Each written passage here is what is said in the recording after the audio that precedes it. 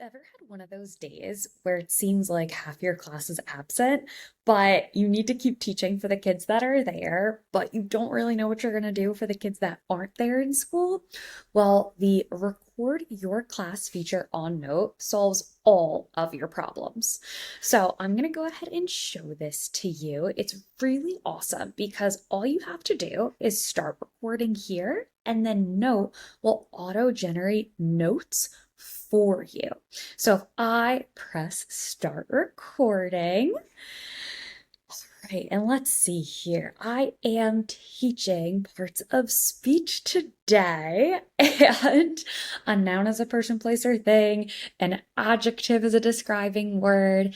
A verb is an action word. Let's just see what it comes up with. All right, I would go ahead and click yes, I'm done recording at the end of the lesson.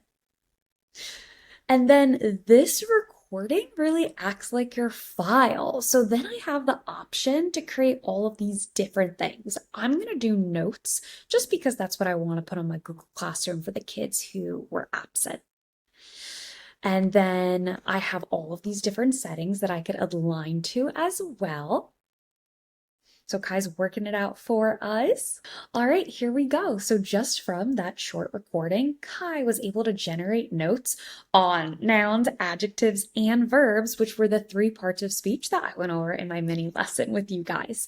So if I were to keep going, Note and Kai would have been able to have recorded all of that as well. So I definitely recommend testing this out. And then you could see over here too that from that live recording, you could use the different functionalities as well, making a day where half your students are absent for some reason a lot more easier.